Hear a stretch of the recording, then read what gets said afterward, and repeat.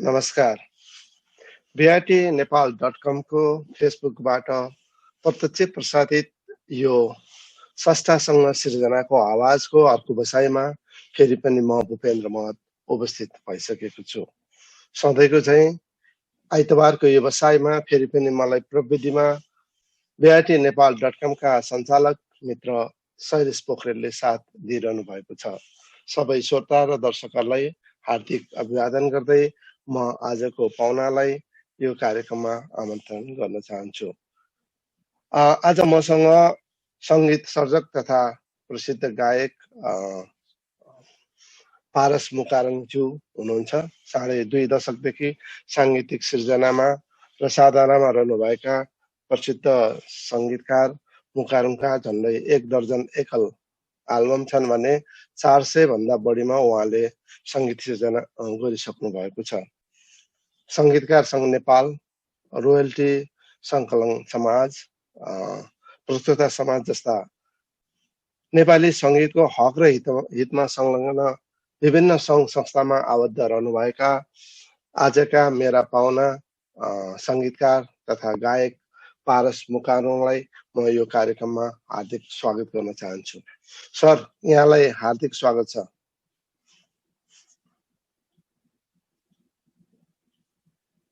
Hello sir. अलिकति प्रविधिले साथ दिनु जस्तो छ, उहाँलाई जोडिनु भएको थियो, हामीसँग जोडिँदै हुनुहुन्छ। पारस सर, यहाँलाई मैले हार्दिक स्वागत गरेँ। नमस्कार, धन्यवाद। आराम हुनुहुन्छ नि? एकदम आराम सर। कार्यक्रमको सुरु गर्नुभन्दा अगाडि भर्खरै हामीले हाम्रा एक अग्रज वरिष्ठ गीतकार जगत मल्ल थापालाई गुमाएका छौँ। उहाँको चिर शान्तिको कामना गर्दै अब कार्यक्रमलाई थालनी गरौँ। धन्यवाद। अब हामीले नेपाली गीत सङ्गीतमा एउटा हाम्रो तपाईँको हामी सबैको अभिभावक गुमाएको छौँ। यतिखेर हामी दुःखमा छौँ। वास्तवमा उहाँको आत्मालाई शान्ति मिलोस्। हामीले त संस्थागत रूपमा पनि एउटा श्रद्धाञ्जली गऱ्यौँ र उहाँको एउटा देहान्तले नेपाली सङ्गीतमा एउटा अपूरणीय क्षति भएको छ। नेपाली सङ्गीतले बेहोर्नु परेको छ। फेरि पनि उहाँलाई हार्दिक श्रद्धाञ्जली भन्न चाहन्छु। हजुर सर। अब कार्यक्रमको सुरुवात यहाँको साङ्गीतिक यात्राको थालनीबाट जान्छु म। के कुराले अभिप्रेत गर्यो र कसरी यो साङ्गीतिक सिर्जनामा यहाँको यात्रा अघि बढ्यो सर? अलिकति यहाँको साङ्गीतिक पृष्ठभूमिमा जाउँ न एकचोटि। यो धेरै दर्शक श्रोताहरूलाई मतलब चासो हुन सक्छ। वास्तवमा हाम्रो पारिवारिक एउटा माहौल पनि साङ्गीतिक माहौल थियो। हाम्रो हजुरबुवाको पालादेखि नै त्यो एउटा साङ्गीतिक माहौल थियो। त्यसको निरन्तरता पनि हो। अब हामीभन्दा अग्रज सङ्गीतकार, वरिष्ठ सङ्गीतकार मेरो काका बुलु मुकारङ, उहाँभन्दा अगाडि गणेश रसिकज्यू र यी पुराना हाम्रा अग्रज स्रष्टाहरूको एउटा प्रभाव पनि हो। र त्यो मात्रै नभएर हाम्रो घरमा चाहिँ एउटा हजुरबाले बिहान बेलुका आरती गाउनको लागि एकजना जोगी उहाँ हुनुहुन्थ्यो। उहाँले चाहिँ बिहान बेलुका आरती गाउने बेलामा बिहान बेलुका हजुरबाले आरती गाउनु लाउनुहुन्थ्यो। सायद त्यहाँदेखि नै पनि एक किसिमको माहौल भयो र त्यो सङ्गीत सृजनापट्टि त्यसरी ज्यादा म आफू चाहिँ लालयित भएँ होला जस्तो पनि लाग्छ। हजुर सर। भनेपछि साङ्गीतिक माहौल, साङ्गीतिक वातावरण त्यसले चाहिँ नि साङ्गीतिक ऊर्जा थप्यो र अहिले एउटा नेपालको सुगम सङ्गीतको राम्रो एउटा ज्ञाता, राम्रो एउटा सङ्गीतज्ञ हुनु भन्छ। सङ्गीतले कसरी बुझ्नुहुन्छ त सर? खास सङ्गीत चाहिँ के रहेछ? जीवन र जगतमा सङ्गीतको प्रभाव कस्तो पर्दो रहेछ? अलिकति आध्यात्मिक होला तर पनि सङ्गीतको यहाँको नजरको सङ्गीत के हो भन्ने कुरा मैले ओखाएँ सर। हजुर, सङ्गीत वास्तवमा एउटा सङ्गीत जीवन पद्धतिसँग गाँसिएको हुन्छ। यसको नाता त्यहाँनिर हुन्छ, यसको जरा त्यहाँनिर हुन्छ, मानिसहरूको जीवन पद्धतिसँग गाँसिएको हुन्छ र यो मानिसहरूको जीवन पद्धति जस्तै सङ्गीतको तपाईँको प्रभाव त्यहाँनिर हुन्छ। त्यसकारणले सङ्गीत भनेको एउटा कस्तो मलाई लाग्छ भने महासागर हो, जहाँ तपाईँ जति डुबुल्की मार्दा पनि त्यसको गहिराईलाई छुन सकिन्न। त्यसकारणले सङ्गीत एउटा मानिसहरूको जीवन पद्धतिसँगै गाँसिएर आउने विषय हो जस्तो लाग्छ। हजुर, कार्यक्रमको हाम्रो यो फर्मेटै संस्थासँग सृजनाको आवाज छ। हजुरको एक बेला सृजना सुनौँ, त्यसपछि फेरि हामी कुराकानी जोडिन्छौँ। बिचबिचमा हामी हजुरको सङ्गीत सृजना पनि सुन्छौँ। एउटा हजुरको केही सृजनाको लागि मैले अनुरोध गरेँ।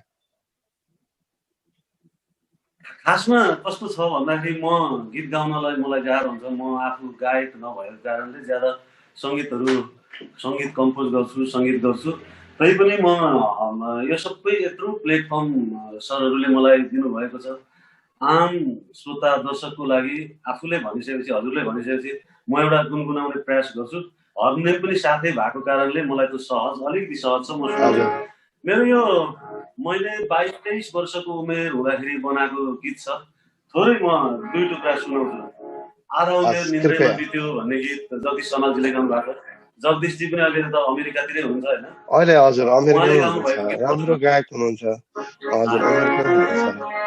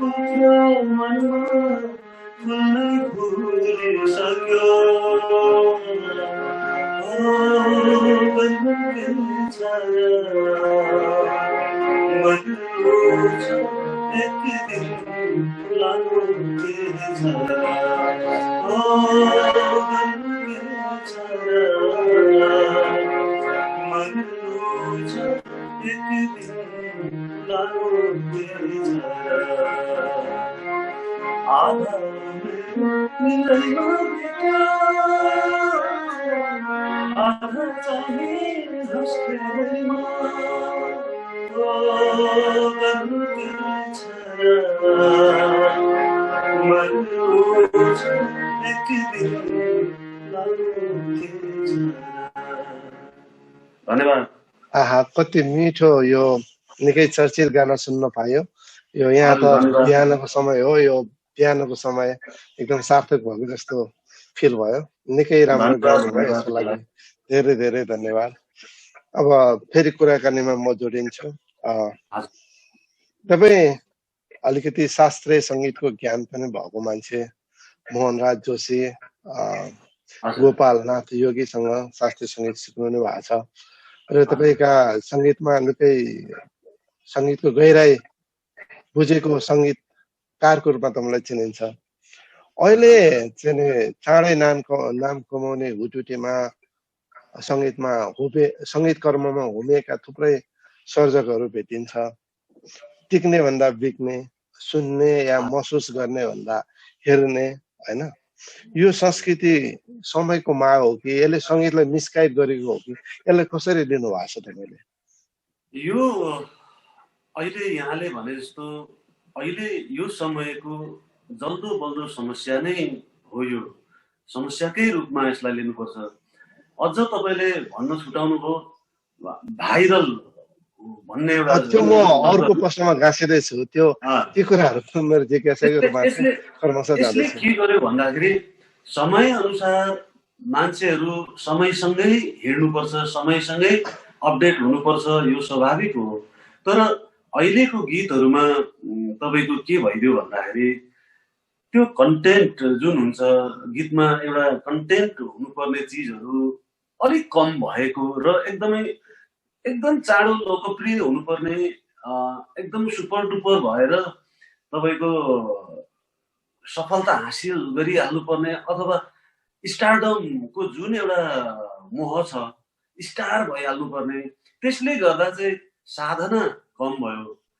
साधनाले हो तपाईँको कलाकार निखार हुने त एउटा परिपक्व कलाकार त वास्तवमा त्यतिखेर हुन्छ कि जसले धेरै साधना गर्छ, जसले धेरै साधनाले आफ्नो कलालाई साँच्छ। जब लाग्ने हतियार थाहा छ नि हामीलाई, एउटा चक्कु लाग्ने चक्कुले सट्ट काट्छ, तर अब भुत्ते हुँदै गइरहेको तपाईँको हतियारले धेरैचोटि रेट्नु पर्ने। त्यो गर्दा चाहिँ के भइरहेछ भने त्यसले गर्दा चाहिँ नेपाली सङ्गीतमा अहिले साधना भन्दा पनि अघि मैले भने स्टारडमको कुराहरू आयो, पपुलारिटीको कुराहरू आयो। यसले अलिकति केही असर गरेको जस्तो म महसुस गर्छु। हुन त अहिलेको यो समयको युवा कलाकारहरू एकदमै धेरै तपाईँको पोख्त हुनुहुन्छ हरेक कुराहरूमा, टेक्नोलोजीसँग पनि त्यति नै पोख्त हुनुहुन्छ सबै कुराहरूसँग। तर के भइरहेछ भन्दाखेरि अलिक साधना कम भएर मैले भन्नु खोजेको अलिकति सिरियसनेस कम जस्तो लाग्छ र हाम्रो नेपाली गीत सङ्गीतको जुन एउटा मूल्य र मान्यता छ त्यो अलिकति पछाडि धकेलिँदैछ कि जस्तो म महसुस गरिरहेको हुन्छु अहिले वास्तवमा। हजुर, अहिले यहाँले भने जस्तै साधनाको कमी पनि होला सायद, अर्को आय आर्जनको बाटो अहिले केसम्म पनि सुनिन्छ सङ्गीतमा भने एउटा नाम चलेकै गायकहरू पनि एकै दिनमा 3-4 6वटा गानाहरू रेकर्ड गर्ने एउटा यो परम्परा पनि भित्रिएको छ भनिन्छ। यसले चाहिँ जबकि नारायण गोपालको पालामा एउटै गाना, नारायण गोपाल भक्तराज हजुरलाई हामी जुन श्रद्धेय मनदेखि आत्मादेखि मान्छौँ नि, उहाँले एउटा सिर्जना गर्नको लागि 14-15 दिनसम्म त्यो गीतलाई रियाज गर्ने, त्यसको भाव, त्यसको फिलिङ सबैलाई लिएर गर्ने प्रचलन थियो भनिन्छ। अहिले चाहिँ एकै दिन एउटै सर्जकको 4वटा 5वटा गीत पनि रेकर्ड हुन्छ भन्ने कुराहरू सुनिन्छ। के हो सर यो अहिले हजुरले भने जस्तो ठ्याक्कै मैले अघि भनेको कुरा यहाँनिर गाँसिन्छ। त्यतिखेर गीत उहाँहरू हाम्रा अग्रजहरूले 15-20 दिन 1 महिना लाएर प्र्याक्टिस गर्ने, म्युजिसियनहरूसँगै बसेर प्र्याक्टिस गर्ने। त्यसले चाहिँ के गरिरहेको थियो त भन्दाखेरि एकदम धेरै प्र्याक्टिस भइरहेको थियो, साधना भइरहेको थियो। अनि त्यतिखेरको रेकर्डिङ प्रविधि त अझ रेडियो नेपालमा एकैचोटि सबै म्युजिसियनहरूसँग बसेर एकैचोटि रेकर्ड गर्नुपर्ने, एक टेकमा रेकर्ड गर्नुपर्ने। अहिले त हामीलाई मल्टी ट्र्याकहरूको सिस्टम छ, सुविधा छ। त्यसैले गर्दाखेरि त्यतिखेरका गीतहरू, गहन गीतहरू रेकर्ड भए जो अहिले पनि हाम्रो मानसपटलमा छ। त्यो गीतहरूको प्रभाव अहिले पनि हाम्रो मन मस्तिष्कमा छ र हामीले साँच्चै साँच्चै नेपाली गीत भनेर सम्झिँदाखेरि त्यो समयको गीतहरूलाई सम्झिनुपर्ने स्थिति छ। त्यस कारणले त्यतिखेर चाहिँ त्यो साधनाले त्यो एउटा जतिखेर बनाए त्यति गीतहरू छोड्न एउटा काल हो त्यो। त्यो गीतहरू चाहिँ एकदमै परिपक्व गीतहरू र राम्रा सृजनाहरू रेकर्ड भए। कारणै के थियो त भन्दाखेरि सबैले मन मुटुबाट उहाँहरूले काम गर्नुभएको थियो। त्यस कारणले गर्दाखेरि अहिलेसम्म पनि त्यो गीतहरूको अमिट छाप हामी माझ रहिरहेको स्थिति त्यो हो वास्तवमा।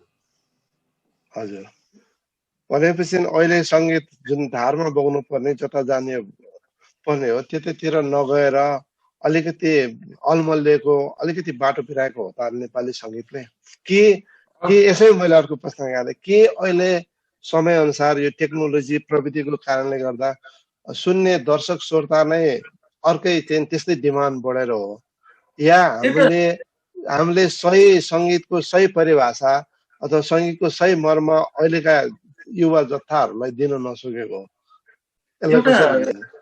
यस्तो पनि होला हामीले अघि भने मैले समयसँगै मान्छे अपडेट हुनुपर्छ त्यो दुई मात्रै रहेन तर मैले भन्नु खोजिरहेको जोड दिनु खोजिरहेको कुरा चाहिँ त्यो प्रविधि सँगसँगै हामीले राम्रा कुराहरू गीत सङ्गीतमा पस्क्यौँ भने अझ धेरै राम्रो हुन्छ भन्न खोजेको मैले वास्तवमा यो जेनेरेसन चाहिँ तपाईँको यो जेनेरेसनमा आएर चाहिँ गीत सङ्गीत चाहिँ अर्कै बाटोतिर लाग्यो अथवा गीत सङ्गीत चाहिँ तपाईँको अब भाडमा गयो भन्ने शब्दले त यसलाई अर्को अर्थ लाग्ला तर यो जेनेरेसनमा अलिकति सुनमा सुगन्ध भने जस्तो अलिकति सिरियसली सृजनाहरूलाई पस्किने हो भने प्रविधिले हामी विश्वभरको प्रविधि हामी प्रयोग गरिरहेका छौँ हामीलाई अगाडि बढ्नलाई कुनै चिजले रोकेन अलिकति सृजनामा मैले सिधा भनौँ न तपाईँको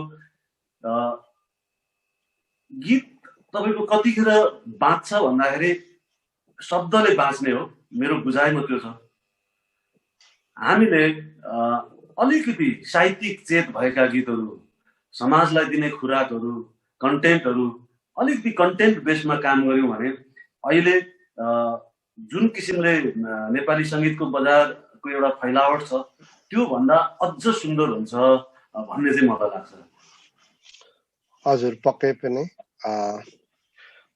यसैसँग जोडेर अर्को एउटा कुरा मलाई सोध्न मन लाग्यो अहिलेको जुन गायक गायिकाहरू शब्द उच्चारणमा ह्रस्व दीर्घको उच्चारणमा पनि अलिकति ख्याल नगरेको भन्ने एक किसिमको गुनासो सुन्न आइरहेको छु तपाईँ त एउटा सङ्गीतको महासागरमा बसेको मान्छे कतिको त्यस्ता कुराहरू यहाँको सङ्गीतमा आइपरेका छन् होइन मैले त त्यो रेकर्डिङ गर्ने बेलामा धेरै कुराहरू सम्झाउँछु उच्चारणको विषयमा त म यति धेरै कन्सियस छु किन भन्दाखेरि अर्थै फरक लाग्दिने हुन्छ ह्रस्व र दीर्घले होइन त्यो मसँग पनि त्यस्तो समस्या तपाईँले भने जस्तो मेरो गीतहरू रेकर्डिङ गर्दा पनि त्यो समस्याहरू नआउने होइन आउने हो तर अहिलेको भाइ बहिनीहरूलाई उनीहरू त्यो एउटा अघि भने नि जेनेरेसन वाइज त्यस्तो हुँदो रहेछ कि उनीहरूले त्यस्तो सानो मसिनो कुराहरू याद गरेको हुँदैनन् किन भन्दाखेरि जे पनि त चलिरहेको छ होइन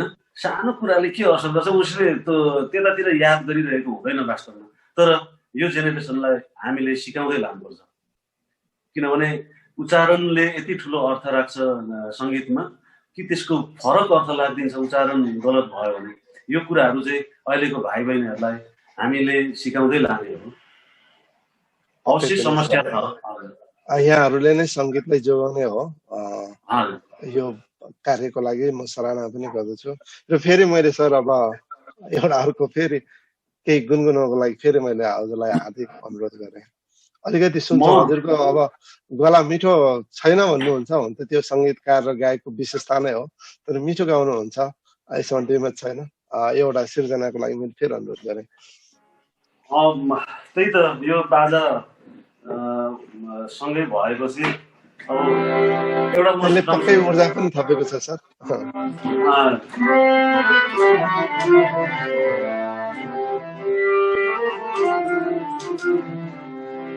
यो चाहिँ मैले यो गीत चाहिँ हाम्रो जनयुद्ध एकदम पिकमा चर्किरहेको बेला बनाएको गीत हो मेरो मनपर्ने कवि गीतकार साहित्यकार उपेन्द्र सुब्बाजीले लेख्नु भएको गीत हो यो गीत म यहाँहरूलाई सुनाउने कोसिस गर्छु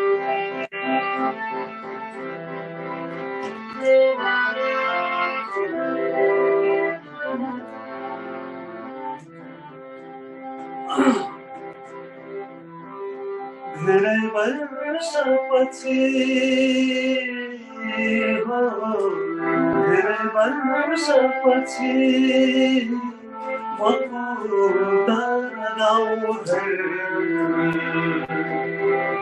आफ्नै आँगनले सोध्नु मलाई कहाँ जाने ए भाइ कहाँ आफ्नै आँगनले सोध्नु मलाई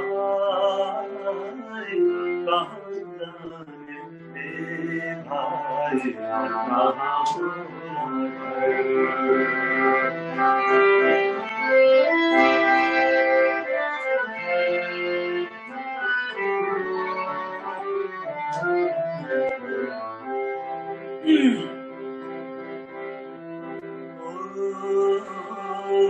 खेल्ने आँगन बस्ने पिँढी सबै बुझ्नेछ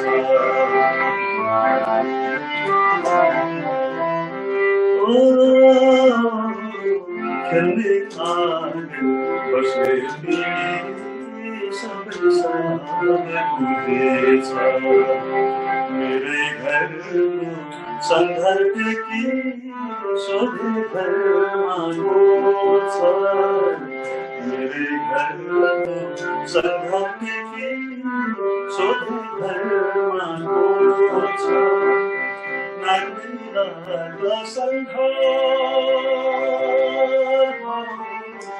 नाग्दै लाग्ला सङ्घार रुँदै भन्यो बास माग्यो परदेशी अतिको पहिरो डल्छ बास माग्यो परदेशी अतिको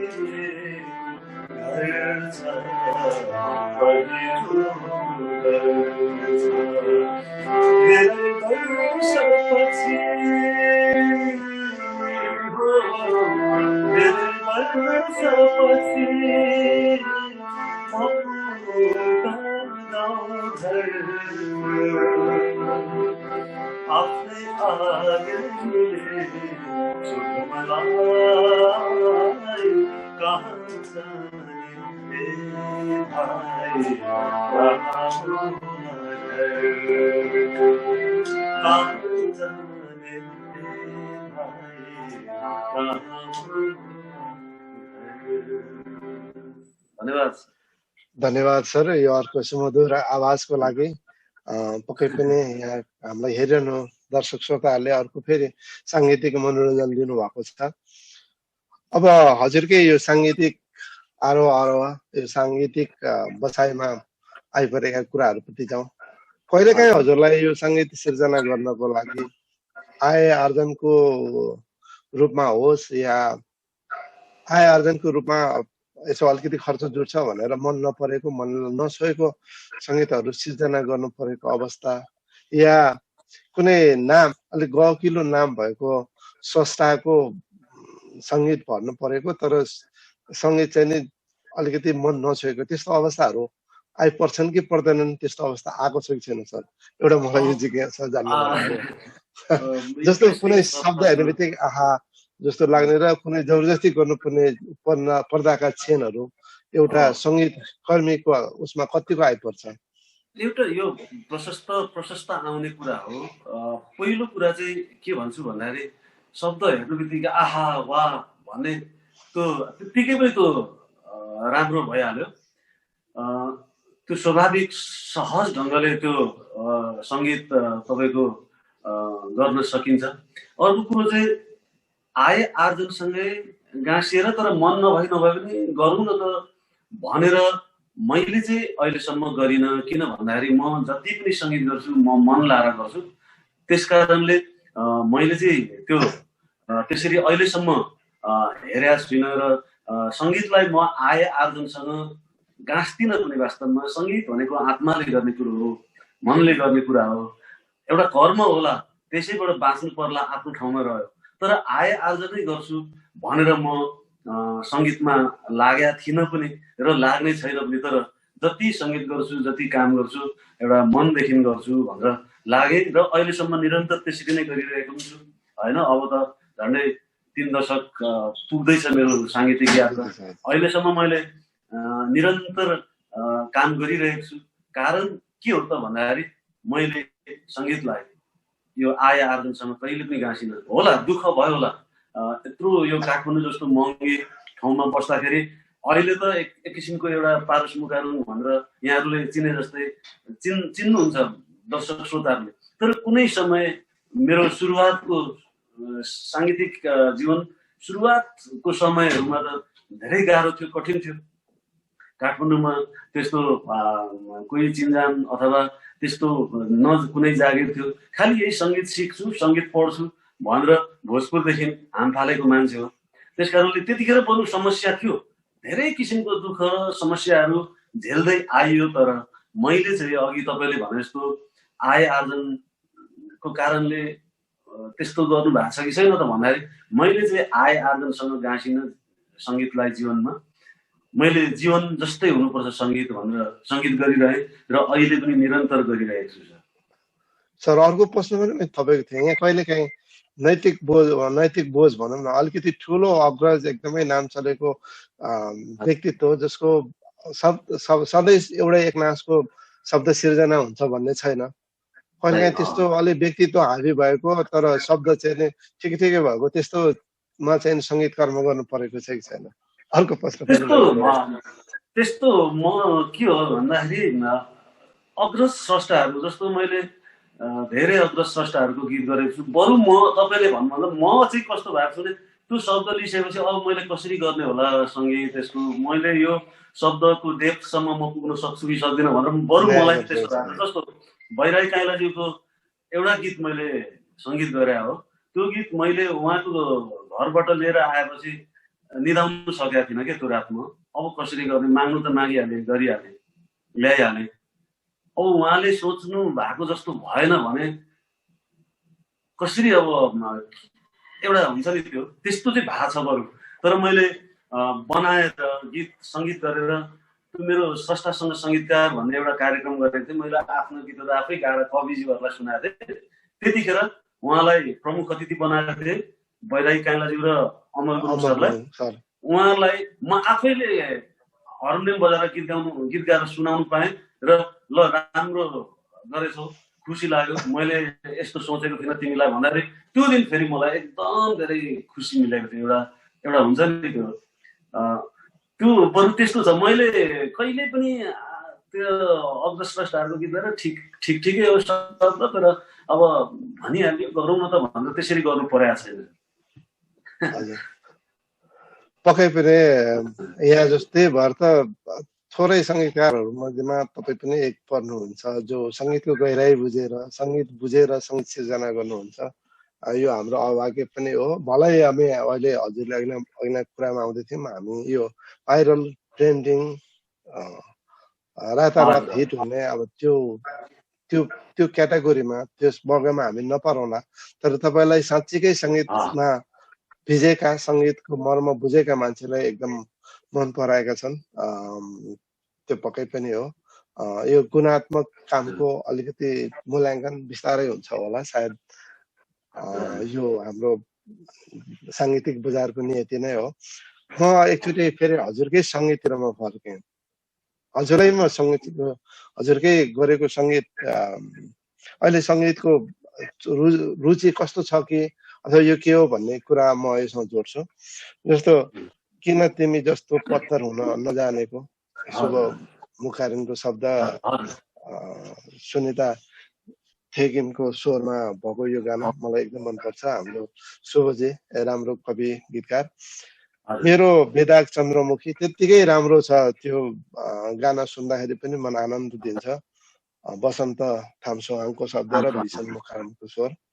अनि तपाईँकै अहिले अलिकति लेटेस्ट होला सायद यो मोहनै लाएकी ठुले मिठो बोलीले चन्द्रकला राईको स्वर र शब्द जहाँसम्म सही छु भने यो तिनवटा गीत हेर्दाखेरि तर चलेको अहिले तपाईँको युट्युबको भ्युअरहरू हेर्दाखेरि चलेको गीत हेर्दाखेरि चाहिँ नि मोहनै लाएकी ठुलै भन्ने अलि ठुलो जमातले रुचाएको छ। अब सायद यसमा हाम्रो फुलन्देकी आमा उमेश राईको अभिनय कला भएर हो कि अथवा नाच्ने गीतको चाहिँ माग बढ्ने भएर हो कि यो तीनटा गीतलाई तपाईँले आफैले मूल्याङ्कन गर्नु पर्यो भने आफैले समीक्षा गर्नुहुन्छ भने कहाँ कसरी लिनुहुन्छ?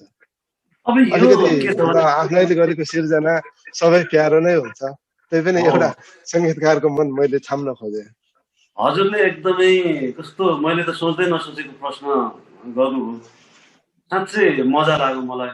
आफ्नै तीनटा गीतहरूमा भ्युवर्स हेर्दाखेरि यस्तो अवस्थामा देखिन्छ भनेर तपाईँले कति मजाले मूल्याङ्कन गरिदिनु भयो, धन्यवाद पनि छ यहाँलाई।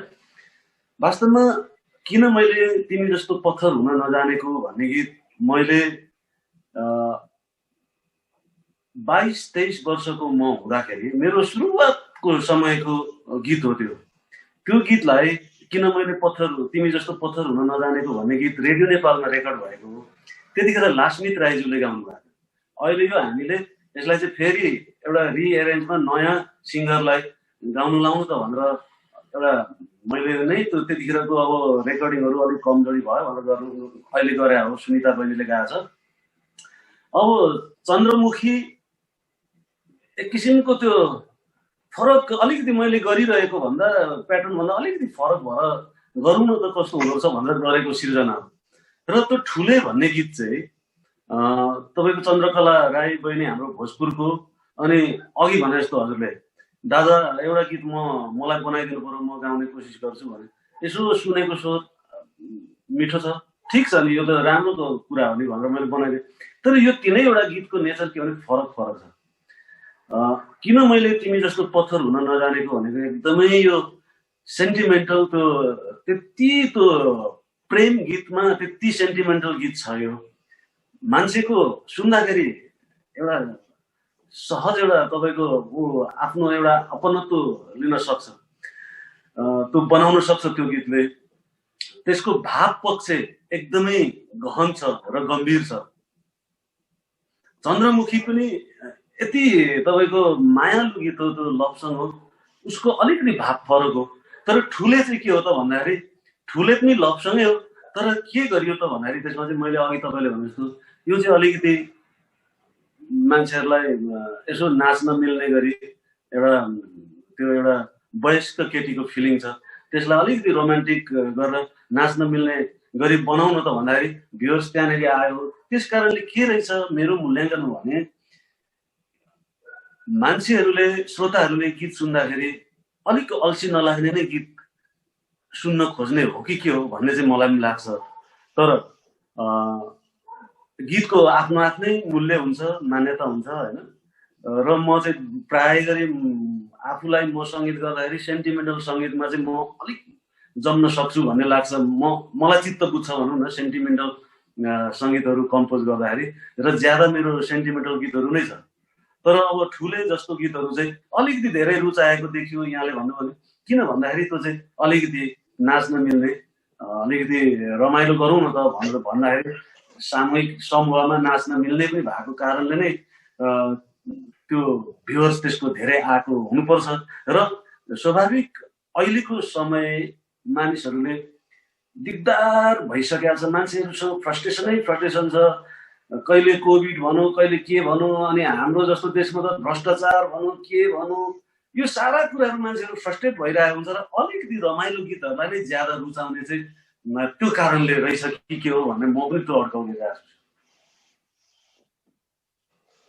हजुर, म तपाईँको यो कुरामा म आफै हराएछु कता कता।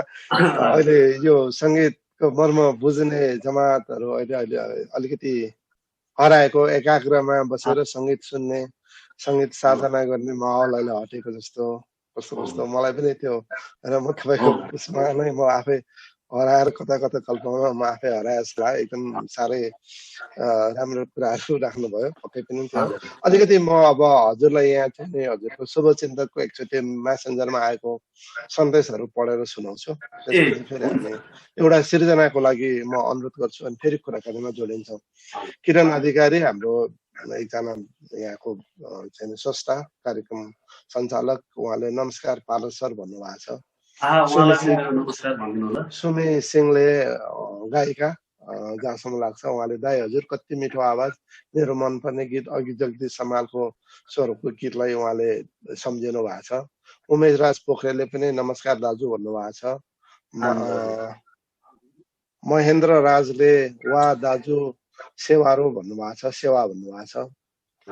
दाइ हजुर मैले किन यो अघि नै हामीले प्रसङ्ग प्रश्न उब्काएका थियौँ, तिमी जस्तो पत्तर हुन नजानेको पनि गाइसन भनेर सुमित सिंहले अनुरोध गर्नुभएको छ। उमेश राज पोखरेलले गजब छ दाई, दाईको आवाज भन्नुभएको छ। शुभलक्ष्मी राईले स्विट सङ भन्नुभएको छ। सुमी सिंहले मलाई पनि नमस्कार गर्नुभएको रहेछ। नमस्कार हजुरलाई।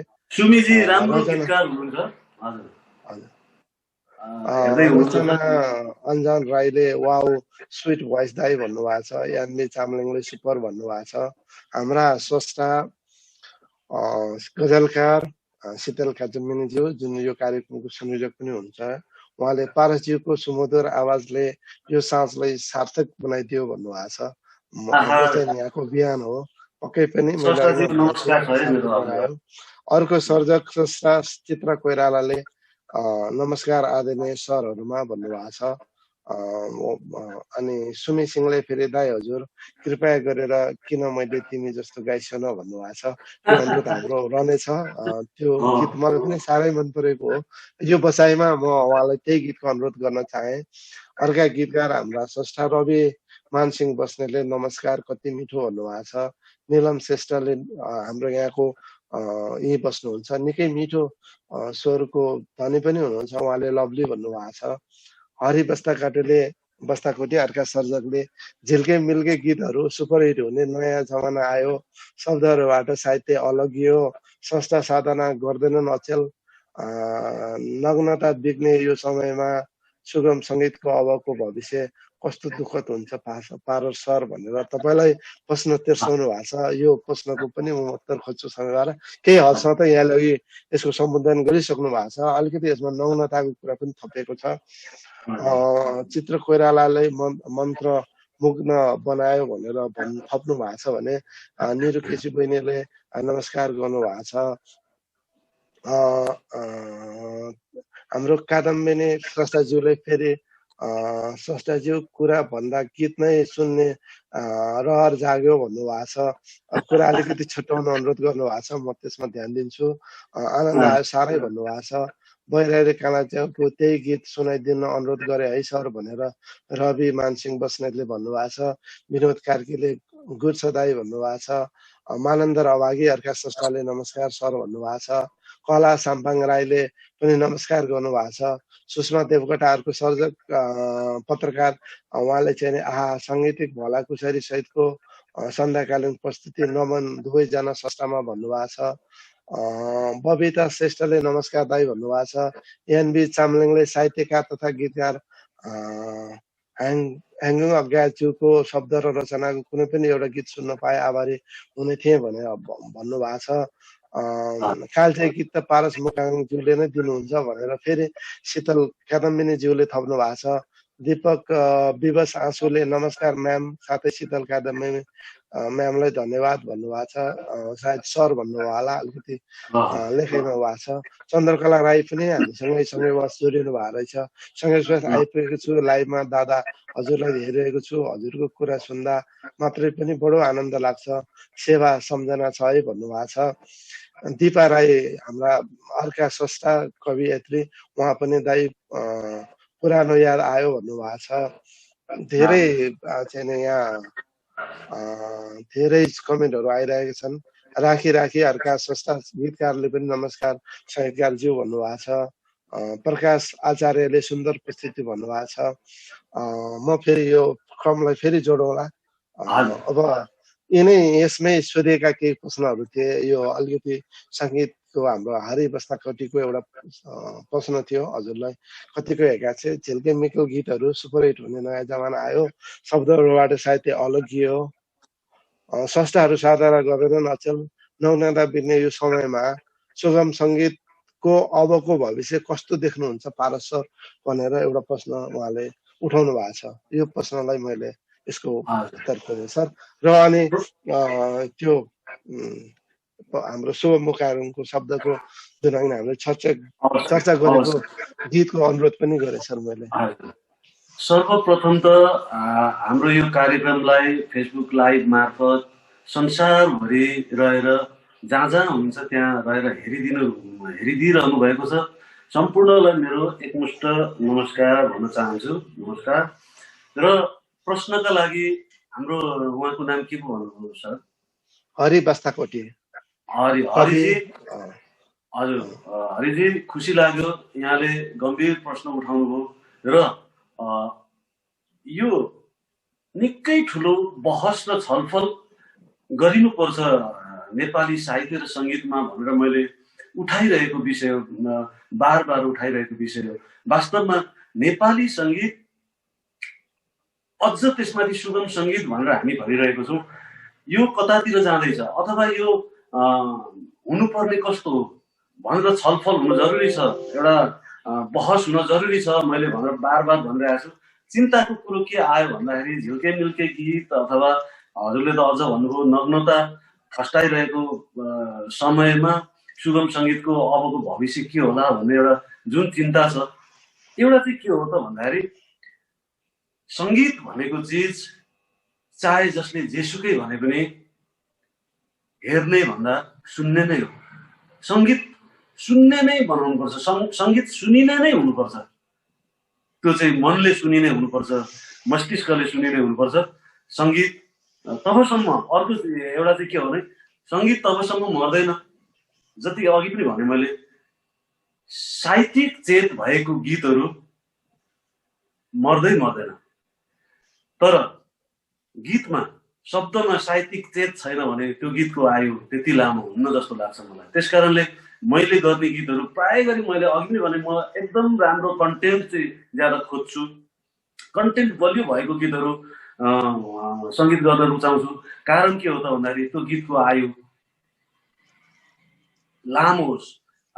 गीतको आयु निर्धारण गर्छ केले त भन्दाखेरि त्यो गीतभित्रको विषयवस्तुले, त्यो गीतभित्रको तपाईँको मर्मले, त्यो गीतभित्रको तपाईँको के भन्छ त्यसलाई तपाईँहरूले साहित्यमा भन्नुहुन्छ नि, बिम्बले, प्रतीकले बाँच्ने हो नि त। गीतको आयु चाहिँ त्यसरी निर्धारण हुन्छ। त्यसकारणले राम्रा शब्द भएका गीतहरू, राम्रो कन्टेन्ट भएका गीतहरू अजर अमर रहिरहन्छन्। सामान्य तपाईँको अहिले भनौँ न टिकटकै लागि गीत निर्माण गरेर, अघि पनि भने आज गीत रेकर्ड गरेर पर्सिको दिन चाहिँ सुटिङ गरेर पर्सि त तपाईँको सुपरस्टार हुने भन्ने यो तरिकाले आएका गीतहरू 1 महिना 2 महिना तपाईँको भाइरल भन्ने शब्द छ एउटा, अझ भाइरल हुने हो। त्यस पछाडि त्यो गीत सम्झिन पनि फेरि गाह्रो हुन्छ। त्यसकारणले नेपाली सुगम सङ्गीतको भविष्य पहिला जस्तो थियो त्योभन्दा अझ राम्रो हुनेछ। तर राम्रा गीतहरू प्रसारणमा आउनु पर्यो, राम्रो गीतहरू बनिनु पर्यो। सुगम सङ्गीतको भविष्य यो किसिमले हामीले तपाईँको निर्धारण गर्नु हुँदैन। सुगम सङ्गीत तपाईँको निरन्तर चलिरहन्छ। यो मान्छेको जीवन पद्धतिसँग गाँसिएर आउने विषय भएको कारणले अघि पनि भने मैले, मान्छेको जीवन रहन्जेलसम्म साहित्य, सङ्गीत, कला रहिरहन्छ। त्यसकारणले मलाई त्यति ठुलो चिन्ता लाग्दैन कि सुगम सङ्गीत अब हराएर जान्छ। यो त यो विषय चाहिँ, यो कुरा चाहिँ म मान्ने वाला छैन। हजुर, अब मैले एउटा ऐना दिपा राई भन्छु, दिपेन राई, उहाँले चाहिँ नि दाइ पुरानो याद आयो ढिलो भन्नुभएको छ। अलिकति आँखाको पावरले कम भयो होला, मैले अलिकति गल्ती गरेछु सरलाई। मैले अब अघि हामीले चर्चा गरेको हाम्रो त्यो तिमी किन तिमीलाई जस्तो पत्थर हुन नजाने, यो गीतको अनुरोध पनि छ। हाम्रो सुमित सिंहले पनि अनुरोध गर्नुभएको छ र यस साथसाथ मैले पनि अनुरोध थपेँ यसको लागि। मैले अनुरोध हस्, म एकदमै गाउने कोसिस गर्नेछु। तर छुटफुट भएका, म किनभने म सिङ्गर होइन, म यो एकदम जहिले पनि भन्छु। एउटा किस्सा पनि छ। खोटाङमा कवि गोष्ठी भएछ, तपाईँको एउटा महोत्सव भएको थियो, साहित्य महोत्सव। त्यहाँनिर चाहिँ एउटा नयाँ भाइले कविता वाचन गर्ने बेलामा म कवि त होइन तर सम्हालेर मिलाएर सुनिदिनु होला भनेर चाहिँ यता प्रमुख अतिथि चाहिँ हाम्रो जसराज दाई हो के अरे, उहाँ हुनुहुन्थ्यो अरे। कवि होइन भने किन कविता लेखेको त भन्ने एउटा प्रश्न उहाँलाई त्यस्तो त एउटा त्यो मजाक गर्नुभएछ। त्यो कुराले मलाई छुन्छ क्या। म गायक त होइन तर म गाउने कोसिस गर्छु। यहाँले फेरि यति मलाई फुर्काइदिइराख्नु भएको छ कि आहा क्या सुमधुर, वास्तवमा सुमधुर आवाज भनिराख्नु भएको छ हाम्रो शीतल कादम्बेनीजीले। तर के चाहिँ हो भन्दाखेरि शीतलजी कति जङ्गलभरि कति धेरै चराचुरुङ्गी हुन्छन्, सबैको आवाज उस्तै मिठो हुन्छ। त्यसमध्ये कोइलीलाई झन् मानिसहरूले चाहिँ आहा क्या मिठो कोइलीको आवाज भनेर हामी भन्ने गर्छौँ। त्यही जङ्गलमा काग पनि हुन्छ, तर त्यो कागको पनि किन मिठो हो भनेर म आफू प्रमाणित गर्न खोजिरहेको छु। कागको आवाज पनि किन मिठो हो भन्दाखेरि उसको जस्तो आवाज अरूको छैन। त्यस कारणले आवाजको भ्यालु चाहिँ यसरी बुझेर म गीत सुनाउने कोसिस गर्छु।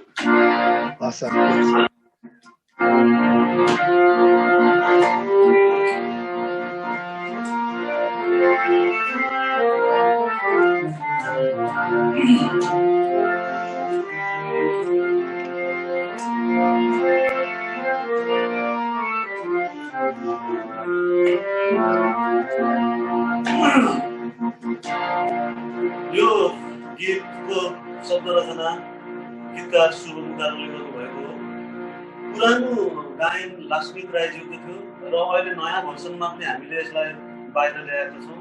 सुनिता थिरिम अहिलेको यो समयको निकै राम्रो गायिका, एकदमै राम्रो गाउनुहुन्छ। यही गीत यहाँहरूमा दुई टुक्रा राख्ने कोसिस गर्छु। किन मैले तिमी जस्तो पत्थर हुन नजाने, किन मैले तिमी जस्तो पत्थर हुन नजाने, सधैँ तिम्रो सम्झनामा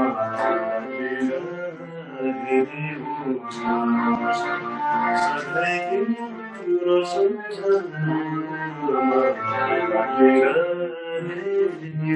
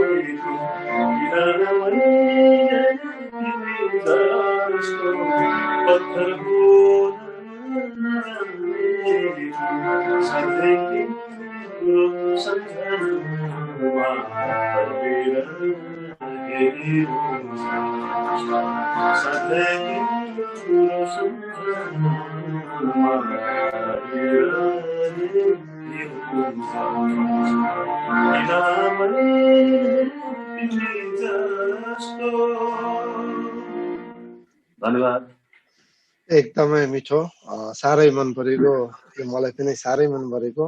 र यसैबीच हाम्रो शीतल कादम्बिनी स्रष्टाज्यूले पारस मुकारुङज्यू चाहिँ कोइली हो साथी हो कोइली भनेर चाहिँ हाँसी मजाक गर्नुभएको छ। र म फेरि अब हाम्रो निर्धारित समयले नेटो काट्दैछ, धेरै कुरा उठाउन मन थियो। म अब हजुरको अर्को कर्मतिर लागेँ। अर्को कर्म हुने अर्को अभियान नेपाल संगीतकार संघ, रोयल्टी संकलन समाज, मुक्तता समाज जस्तो संगीतको हक र हितमा आबद्ध संघ संस्थामा यहाँ जोडिनु भएको छ, सक्रिय भूमिका निर्वाह गरिरहनु भएको छ। अहिले विभिन्न प्लेटफर्ममा कुनै पनि सर्जकको बौद्धिक सम्पत्तिलाई अनुमति नै नलिकन आय आर्जनको रूपमा, चाहे कन्सर्टमा होस्, चाहे टिभीका विभिन्न कार्यक्रममा होस्, हैन, आय आर्जनको रूपमा, अब मनोरञ्जनको रूपमा लिएको त अर्कै कुरा होला, आय आर्जनको रूपमा यसरी प्रयोग गरेर जुन एउटा गर्ने एउटा त्यो परम्परा छ, यसलाई चाहिँ नि कसरी चाहिँ नि यसबाट एउटा जो संस्था चाहिँ रोइ बाँचेको छ, हैन, एकदमै मेहनत गरेर सिर्जनाहरू गर्छ, त्यसको उत्थानको लागि के कसो गरिरहेछ र निकट भविष्यमा यसले कतिको सार्थक रूपमा यो चाहिँ नि यसले चाहिँ नि यो आफ्नो लक्ष्यलाई हासिल गर्न छ, यो बारेमा अलिकति म प्रवेश गरेँ। हजुर, पहिलो कुरा त रोयल्टी भन्ने कुरा हामीले सार्वजनिक रूपमा काहीँ पनि गीत सङ्गीत प्रयोग गर्यौँ भने प्रयोग गर्ने मान्छेलाई एउटा भावनात्मक कुरा पनि हो र उसलाई के थाहा हुनुपर्छ भने यो मैले सित्तैमा प्रयोग गर्नु हुँदैन, मैले थोरै रोयल्टी बुझाउनुपर्छ, दिनुपर्छ, किनभने यसको प्रमुख स्रष्टालाई ऊ पनि बाँच्नुपर्छ भन्ने कुरा कन्भिन्स हुन जरुरी छ। त्यहाँनिर जब प्रयोगकर्तामा यो सेन्सको विकास हुँदैन, रोयल्टी उठ्ने कुरा, उठाउने कुरा अनि स्रष्टाले रोयल्टी पाउने कुरा धेरै परको कुरा हो। पहिलो चाहिँ चेतना कहाँनिर हुनु पर्यो भने मैले प्रयोग गरे बापत थोरै म रोयल्टी बुझाउँछु भन्ने एउटा त्यो भावनात्मक त्यो नै जाग्नुपर्छ। र हामीले गरेको कोसिस के भने सबै ठाउँ हामीले जस्तो अभियानकै रूपमा चलायौँ, रोयल्टी सम्बन्धी विभिन्न कार्यक्रमहरू गऱ्यौँ, चेतनामूलक कार्यक्रमहरू गऱ्यौँ, सबै ठाउँ हामीले नेपालभरि गऱ्यौँ। सबै ठाउँमा कार्यक्रम गर्दाखेरि सबै मान्छेहरू जो प्रयोगकर्ताहरू हुनुहुन्छ उहाँहरू सबै पोजिटिभ हुनुहुन्छ। तर के हो त भन्दाखेरि कसैले तपाईँको इमान्दारपूर्वक रोयल्टी बुझाइरहेका छन्, कसैले भर्सक यो पहिला नदिराखेको कुरो के दिने भने अप्ठ्यारो असहज जस्तो यातायातको कुरा गर्नुहोस्। हामीले यातायातमा ठुलो रोयल्टी उठ्ने सम्भावना देखेर यातायातमा हामीले पहिलो एउटा कोसिस गऱ्यौँ। तपाईँको रेडियोहरू, टिभीहरू सबै ठाउँमा रेडियो टिभीबाट राम्रो एउटा उत्साहजनक रोयल्टी आएको छ। यातायातमा त्यस पछाडि सबभन्दा धेरै यातायातमा हाम्रो रोयल्टी स्रष्टाहरूको रोयल्टी त्यहाँनिरबाट कलेक्सन गर्न सकिन्छ भनेर यातायातमा जाँदाखेरि धेरै किसिमको दुःखहरू पायौँ। यातायात मन्त्री एकजना भइदिने, 6 महिना फेरि अर्को मन्त्री भइदिने, यसले गर्दाखेरि धेरै किसिमको त्यो डिस्टर्बेन्सहरू भयो। र पनि हामीले बार बार कोसिस गर्दाखेरि रोयल्टी उठ्न सुरु भएको छ, राम्रो रोयल्टी उठ्न थालेको छ। तर अब त्यसलाई व्यवस्थापनको पनि कुरा आयो। रोयल्टी लिएर त्यसलाई मापदण्ड बनाउनु पर्यो, रोयल्टी प्राप्त गर्ने मापदण्ड बनाउनु पर्यो नि त। बसमा त गीत तपाईँको कसको गीत बज्छ, कति बज्छ भन्ने त थाहा हुँदैन। त्यसको मापदण्ड बनाएर रोयल्टी वितरण गर्नुपर्छ भनेर हामी त्यसमा छौँ अहिले। र मलाई लाग्छ यो केही समयमै यो क्लियर भएर जानेछ। र रोयल्टी पनि अरू क्षेत्रहरू जस्तो 41-42वटा क्षेत्रहरू हामीले निर्कल गरेका छौँ, रोयल्टी उठ्न सक्ने क्षेत्रहरू। जस्तो भन्नुहोस् न, तपाईँको पर्यटन क्षेत्रमा त्यति नै छ, होटल, यो party palace, school, picnic spots, धेरै ठाउँमा हाम्रो रोयल्टीहरू त्यत्तिकै खेर गइरहेको छ। तर त्यो रोयल्टी उठ्न थालिसके पछाडिको उठ्न थालिसकेकै स्थिति हो। तर त्यसलाई सही व्यवस्थापन कसरी गर्ने भनेर हामी त्यो प्र्याक्टिसमा छौँ। अर्को कुरो चाहिँ सङ्गीतकार सङ्घको म महासचिव भएको हैसियतले पनि अझ धेरै यो विषयसँग गाँसिएको छु। त्यसो त स्रष्टाको सिर्जना चोरी हुनेदेखि लिएर तपाईँको अहिले यो कोभिडको कारणले मात्रै नभए हामी यतिखेर जहिले पनि यही मुद्दा मामिलामा कुदिरहेको हुन्थ्यौँ हामी संस्थागत। यो कोभिडले गर्दा त्यो चाहिँ अहिले चाहिँ कम भएको छ। होइन भने फल्नाको गीत मेरो गीत फल्नाले यसरी उडाइदिएछ भन्नेमा हुन्थ्यो क्या। यो पनि के हो त भन्दाखेरि प्रविधिसँगै आएको विकृतिहरू पनि हो। त्यस कारणले गर्दाखेरि यही कुराहरूको व्यवस्थापन गर्नमा हामी लागिरहेछौँ र जहाँ जहाँ हामीले कोसिस गरेका ठाउँहरूमा रोयल्टी राम्रो उठ्ने सम्भावनाहरू छ, तर त्यसलाई अब सही व्यवस्थापन गर्न हाम्रो कर्तव्य नै हो। त्यो त हामी गर्ने पनि छौँ। सर त्यो इन्टरनेटमा जस्तो एमाजोन भयो, एप्पल्स भयो, यस्तो विविध प्लेटफर्ममा प्रयोग भएका यो सिर्जनाहरूको रोयल्टीको बारेमा चाहिँ के छ नि सर?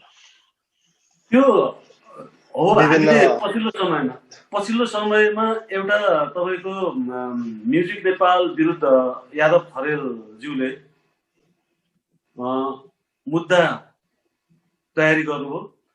उहाँको गीतहरू त तपाईँले भने जस्तो कतिवटा एप्सहरूमा रहेछ क्या, तर यादव खरेलले 1 रुपियाँ पनि पाउनु भएको छैन।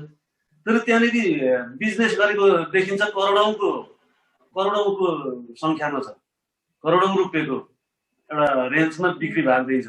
अनि त्यो त अहिले त के भने प्रविधिले हेर्न मिल्यो नि त तपाईँको ड्यासबोर्डमा सर्लकै अमाजोन भयो, एप्पल के विभिन्न छ, त्यस्तो थुप्रै साइटहरू रहेछ। र त्यसले गर्दाखेरि एउटा तपाईँहरूले पनि पढ्नु होला, त्यो एकदम ठुलो मिडियामा पनि आयो त्यतिखेर म्युजिक नेपालको हाम्रो सन्तोष शर्माजीसँग त्यो एउटा के अरे कभर स्टोरी नै बनाएर लेख्यो भन्ने यो नयाँ पत्रिकाले त ठुलो बहस र छलफल हुँदै थियो। ठ्याक्कै यो कोभिडको प्रवेशले त्यो पनि मुद्दाहरू अलिकति पछाडि सर्यो। होइन भने एउटा सिनारियो चाहिँ यतिखेर आइसक्यो कि अब जसले बिजनेस गर्छ उसले स्रष्टालाई रोयल्टी दिनुपर्छ भन्ने एउटा कन्सेप्ट त्यो एउटा लेभलमा आइसकेको थियो त्यो अभियान। यो कोभिडले ठुलो असर गरेको छ हाम्रो अभियानलाई। वास्तवमा यति धेरै जस्तो पुरानो स्रष्टाहरूको गीत त हेर्नुहोस् यति धेरै प्रयोग भएको छ। त्यसरी हजुरले भने जस्तो एप्समा अरुण थापाको टोटल गीत, नारायण गोपालको तपाईँको भन्नुहोस् न फतेमानका गीतहरू, तारादेवीका गीतहरू, धेरैभन्दा धेरै गीतहरू त्यसरी प्रयोग भएको छ। अनि के एउटा रेडियो नेपालको हाम्रो डाइरेक्टरसँग कुरा गर्नु जाँदाखेरि के आधारमा चाहिँ म्युजिक नेपालले रेडियो नेपालको पुरानो गीतहरू लियो त? तपाईँलाई कति पैसा दिएको छ भन्दाखेरि दिएको छैन, 5 पैसा पनि दिएको छैन। रेडियो नेपाललाई दिएको हो त रेडियो नेपालले त फेरि स्रष्टाहरूलाई त दिनु पर्यो नि त भनेर हामी माग गर्न गएको थियौँ। तर के भइरहेको छ भने त्यहाँ पनि 1 रुपियाँ पनि बुझाएको छैन रोयल्टीको नाम। भनेपछि के आधारमा बेच्छ त म्युजिक नेपालले गीत, पुरानो गीत? कुनै अथोरिटी दिनुभएको छ भन्दा त्यो पनि छैन। यति ठुलो तपाईँको यो अभियानले एउटा छलाङ मार्ने स्थिति हुँदै थियो ठ्याक्कै यो कोरोनाको महामारी सुरु भयो। तर के आशा गर्नुपर्छ भने अब आउने दिनमा रोयल्टी व्यवस्थापन हुन्छ, एकदमै राम्रो हुन्छ। हरेक कुनै पनि स्रष्टाले हिजोको दिन जस्तो दुःखको दिनहरू भोग्नु पर्दैन, नपरोस् भनेर हामी लागिरहेका छौँ। र यो मलाई लाग्छ केही समयभित्र, केही 1-8 वर्षभित्र यो रोयल्टी को एउटा व्यवस्थापन हुनेछ भन्ने लाग्छ सर। हजुर पक्कै पनि अब यो कोभिडको भ्याक्सिन पनि अब चाहिँ प्रयोगमा आइरहेको भन्ने समाचारहरू आइरहेको छ। हजुरलाई रोकेर एउटा के गाँस्छु भने यति दुःख लाग्छ यो रोयल्टीको यो जुन कुराहरू सम्झिँदाखेरि। एउटा स्रष्टा जस्तो अरुण थापाजी बित्दाखेरि हामीले बागबजारको एउटा गेस्ट हाउसबाट उहाँको लास निकाल्यो। अरुण थापाको गीतले करोडौँ तपाईँको बिजनेस गरेको छ। अरुण थापा हस्पिटलमा जाने खर्च नगरेर बागबजारको एउटा गेस्ट हाउसमा मृत फेला पारेर हामीले त्यहाँदेखि उठाएर पशुपति लगायो भनेपछि कति दुःख हुन्छ, वास्तवमा मन पोल्छ। त्यस कारणले नै हो हामीले यो अभियान चलाएको। र हामीले हेर्नुहोस् न राज्यले हेर्छ स्रष्टालाई, यहाँका नेताहरूलाई भ्रष्टाचार गर्नु पाएपछि एकदमै त्यही हो सबभन्दा ठुलो, उहाँहरूलाई त्यति नै भयो। अनि हामीले सङ्गीतकार सङ्घले के गर्यौँ भने यहाँ मार्फत हजुरलाई पनि अनुरोध गर्छु, हामी सङ्गीतकार सङ्घले स्रष्टा कल्याणकारी कोष भनेर खडा गर्यौँ। त्यो हामी आफूले गोजीबाट उठाएर 1,000 2,000 गर्दै सालै पछि देउसी खेल्दै स्रष्टा कल्याणकारी कोष भनेर खडा गरेका छौँ। बिरामी पर्दा कुनै पनि स्रष्टा बिरामी पर्दा हामी कमसेकम हस्पिटलमा जाने बुझ्ने के कति खर्च भयो, कति खर्च लाग्दैछ, कमसेकम त्यो स्रष्टा अकालमा मर्नु हुँदैन भनेर हामीले त्यसरी गर्छौँ। र त्यो एउटा कल्याणकारी कोष निर्माण गरेका छौँ। धेरैवटा ठाउँहरूमा म यसरी अनुरोध पनि गर्छु, त्यो स्रष्टाले कमसेकम हिजोको जस्तो गल्लीमा मर्नु नपरोस् भनेर त्यो एउटा खडा गरेको छौँ। झन्डै त्यहाँ हाम्रो 30-35 लाख पैसा अहिले त हामीले बजेट बनाएको छौँ। अहिले कुनै पनि स्रष्टाले बिरामी हुनु बित्तिकै कमसेकम प्राथमिक उपचार चाहिँ पाइहाल्नुपर्छ। कमसेकम हस्पिटल जोइन हुने त उसको नैसर्गिक अधिकार हो नि त, त्यति चाहिँ कमसेकम गर्नुपर्छ साथी हो भनेर हामीले वर्षै पछि देउसी खेलेर एउटा त्यो कोष खडा गरेका छौँ। र यहाँको प्लेटफर्म मार्फत के अनुरोध गर्छु भने सबै मनकारी स्रष्टाहरू त्यहाँनिर त्यो सङ्गीत कल्याणकारी कोषमा आफूले सकेको एउटा मनले भित्री सफा मनले यहाँहरूले पनि त्यो कोषलाई सहयोग गर्न सक्नुहुनेछ भन्ने पनि अनुरोध गर्छु। यो चाहिँ म अलिकति भावुक भएर गाँसेर बोले, यति चाहिँ हजुरको यो समय मैले मागेँ। र यसको लागि चाहिँ सबै स्रष्टाहरू संसारभरि रहनुभएका स्रष्टाहरूलाई के अनुरोध गर्छु भने कमसेकम त्यो स्रष्टा कल्याणकारी कोष छ त्यसलाई अलिकति ठुलो बनाउन सक्यो भने होइन, उपचार खर्च कमसेकम स्रष्टाहरूको त्यो कोषबाट गर्न सक्यो भने धेरै राम्रो हुनेछ भनेर हामीले त्यो एउटा सोचका साथ त्यो एउटा कल्याणकारी कोष निर्माण गरेका छौँ। यहाँहरूको पनि मन छ भने त्यो कोषमा सहयोग गर्न सक्नुहुनेछ पनि म यो अनुरोध पनि गरेँ। यो सहयोग गर्नको लागि स्रष्टै हुनुपर्ने हो कि संस्था इतर पक्षले पनि सहयोग गर्न सक्छ? होइन, स्रष्टै हुनुपर्छ भन्ने छैन। स्रष्टा बचाउने अभियान हो, तपाईँको जसले पनि गर्न सक्नुहुनेछ। हजुर, मैले पनि हाम्रो दर्शक श्रोताहरू सबैलाई हार्दिक अनुरोध गरेँ सहयोगको लागि। र यसमा चाहिँ नि म पनि जोडिन कोसिस गर्नेछु। यहाँको अलिकति यो मैले यही भाडा सार्ने रूपमा बोलेँ। अब हाम्रो निर्धारित समय चाहिँ नि सकिसकेको छ। धेरै कुराहरू अझै गर्न मन थियो, यहाँको चाहिँ मिठो कुराहरूले लोभ्याइरहेको छ। तैपनि अब अन्तमा म चाहिँ नि एउटा यहाँको सेन्टिमेन्टसँग गाँसेर एउटा प्रश्न राख्छु र एउटा चन्द्रमुखी यहाँको त्यो गानाको अनुरोध गरेर आजको बसाइबाट छुट्टिन्छौँ। हजुरको जन्मस्थल भोजपुर होइन, प्राकृतिक सुन्दरता सौन्दर्यता झरना पाखा पोखहरू सायद त्यो ठाउँमै सङ्गीत भेटिन्छ होला यसो चाहँदामा। तर अब अहिले तपाईँको कर्मथलो काठमाडौँ मुटु हराएको सहर, भिड अस्तव्यस्त जनजीवन, सङ्गीत साधना गर्नलाई कतिको अप्ठ्यारो पार्छ भोजपुर र काठमाडौँमा?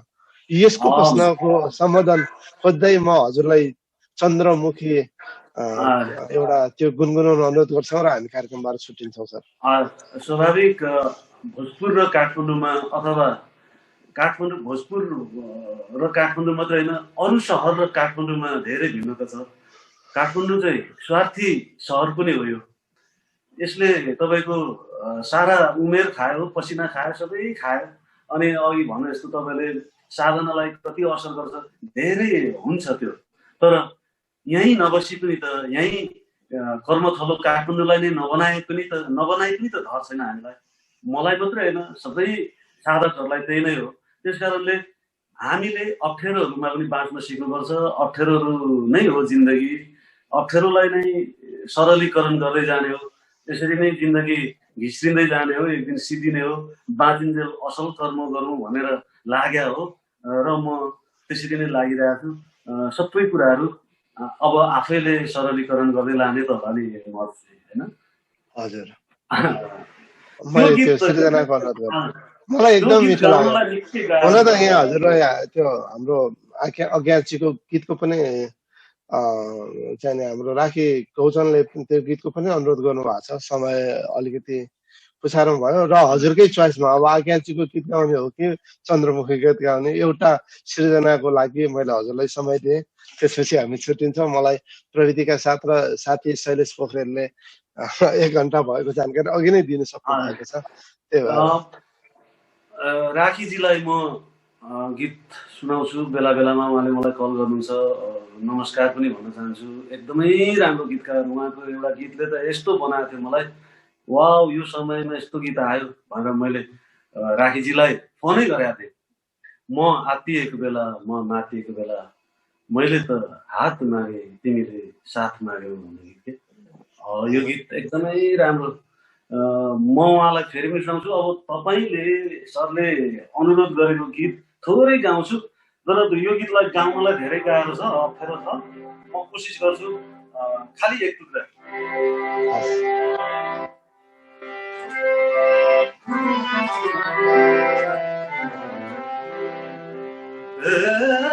चन्द्रमुखी मेरो बेदाग चन्द्रमुखी, ए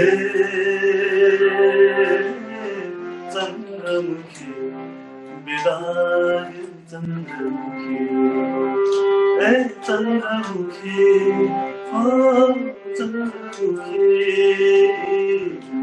आवाज गुनगुनाऊ जीवनको गीत, आवाज गुनगुनाऊ जीवनको गीत, ए चन्द्रमुखी, ओ चन्द्रमुखी, ए चन्द्रमुखी। धन्यवाद सर। एकदमै मिठो, मलाई साह्रै मनपर्ने यो तपाईँको सङ्गीत सृजना, एकदमै मन छुन्छ। भलै यो गीत अहिले अब त्यति अघि भनेको जस्तो भाइरल ट्रेन्डिङमा नबसोस्, तर जसले सुन्छ त्यसको मनमुटुमा बसेको छ। भाइरल त म त के भन्ने गरिरहेको छु भने, भाइरल एक किसिमको यो महामारी हो। भाइरल चाहिँ यो म्युजिकमा कसरी प्रयोग भइरहेछ म त्यति जान्दिनँ, तर भाइरल भनेको चिज डेन्जर हो, त्यो महामारी हो। त्यसको सही समयमा उपचार भएन भने त्यसले बस्ती उठाउँछ, समाज सिद्ध्याउँछ। त्यस कारणले त्यो चाहिँ चाँडोभन्दा चाँडो भाइरल चाहिँ निराकरण गरिएन भने त्यो एउटा बेढङ्गको त्यो बडो डरलाग्दो एउटा त्यो बन्न सक्छ। त्यस कारणले भाइरल चाहिँ म के भन्ने गरेको छु भने त्यसको चाँडोभन्दा चाँडो उपचार गरिनु जरुरी हुन्छ। जस्तो कोभिड भाइरल हो नि, त्यसले विश्वलाई तहस नहस बनायो होइन। कुनै दिन यो पोलियोको थोपा खुवाएर पोलियो निको बनाउने, पोलियो रोकथाम गर्नुपर्ने गरे जस्तो पनि हुन सक्ला। त्यस कारणले viral is very dangerous thing, मलाई चाहिँ त्यो लाग्छ। हजुरको यो साथ र सद्भाव, यो हाम्रो यो कुराकानीलाई अब आज यहीँ हामी थाती राख्छौँ। अर्को हप्ताको आइतबार फेरि अर्को संस्थासँग जोडिने कोसिस गर्छु। हस् त सर, हजुरको यो समय, साथ र सद्भावप्रति यो यहाँ लगायत तपाईँहरूको सम्पूर्ण टिमलाई मुरी धन्यवाद दिन चाहन्छु, किनभने म एउटा सङ्गीतको विद्यार्थीलाई यत्रो तपाईँहरूको ठुलो प्लेटफर्म दिनुभयो। मैले प्रत्यक्ष दर्शक श्रोताहरूसँग आफ्नो कुरा राख्ने अवसर पाएँ। यस अवसरका निम्ति हजुरहरूलाई सबैलाई र जसले हेरिदिनु भयो, सुनिदिनु भयो, सबैजनालाई मुरी धन्यवाद दिन्छु हृदयदेखि। हस्, धन्यवाद। र यो कार्यक्रमको संयोजक शीतल कादम्बीज्यूको लागि पनि म हार्दिक आभार व्यक्त गर्दै आजको उहाँलाई झन् धेरै नमन मेरो शीतलजीलाई। हस्, छुट्यौँ सर आज। हस्, नमस्कार। खानी रे केपी बाले भनेका कोरोनाको औषधि त बेसर पानी रे, कोरोनाको औषधि त बेसर पानी रे। नमस्कार, म गायक किशोर नेपाली। अहिले तपाईँ हेर्दै हुनुहुन्छ brtnepal.com, अमेरिकाबाट सञ्चालित यो हाम्रो च्यानललाई तपाईँ लाइक, सेयर, सब्सक्राइब र के कस्ता भिडियोहरूका कमेन्ट गर्न मन लाग्छ गरिदिनु होला, माया गरिदिनु होला। Thank you so much.